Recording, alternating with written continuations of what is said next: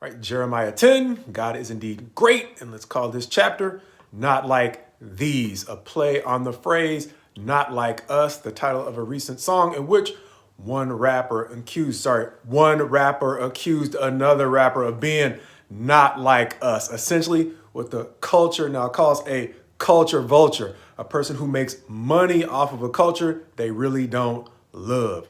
And in warning the culture against falling in love with idols that are not like us, it reminded me of the way in which God is once again reminding his people not to fall in love with those who are not like us.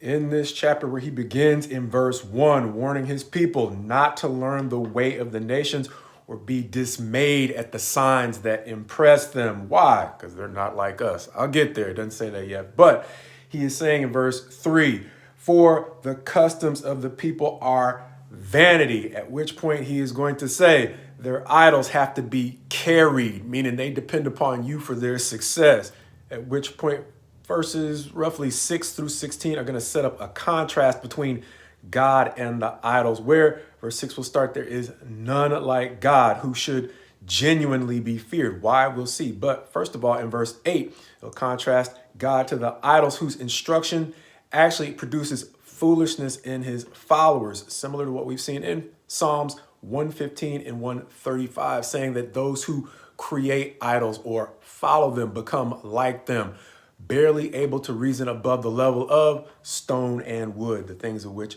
those idols back then were made of. It's the same thing. When you parrot the words of another person, you become, over time, as we frequently mention, less and less capable of effectively thinking for yourself. Going on, though, he's going to talk about the way in which God, in verse 10, is eternal. However, in contrast, he is about to bring the gods of the nations to an end. They're on the clock, meaning not so much that they are on the clock like we would clock into work, but the amount of time they have to look more impressive than they actually are is on the clock, and that time is running out. As he'll go on to talk about in verses 12 through 13, in contrast to the way in which they may be reasonable, or it may be reasonable to fear them because they do have some clout. They are not like God, who can actually shake the heavens and the earth that he actually created. He is the one who can legitimately bring catastrophe, even to those who intimidate us. Verses 14 and 15 going on to talk about the way in which it is actually a delusion and it's actually worthless to follow them over time. Why? Because they are perishing just like everybody else, leading to verse 16, which says, not like these is the God who not only endures forever, but who bestows the kind of success that lasts forever. In contrast, verses 17 and 18 are going to talk about how he is about to clean house in Judah.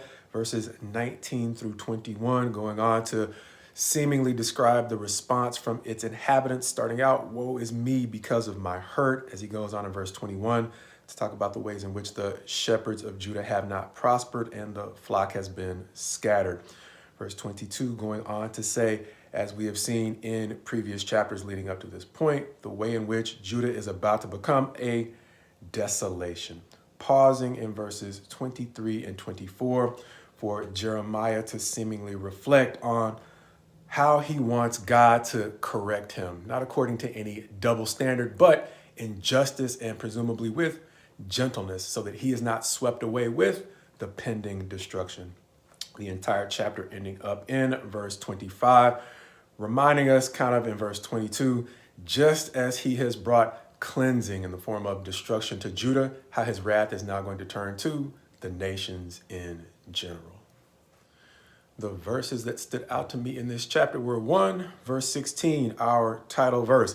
Not like these is the God of heaven, or it's going to say here, the God of Jacob, similar to verse 6, where it says, there is none like you, O Lord, reminding me that no matter how much one rapper might be able to help us understand how another rapper, a culture vulture, is not like us, none of the idols that this culture can offer us are genuinely like God, even though more and more I'm hearing different teachers talk about how they are hearing different idols of the day essentially claim to be their own God.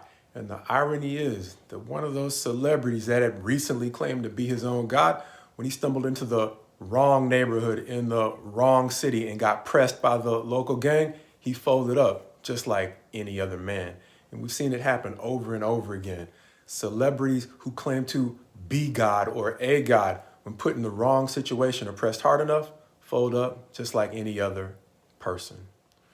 Reminding me that no matter how impressive or genuinely intimidating they might be to us, at the end of the day, they are typically just people who have allowed success to go to their head.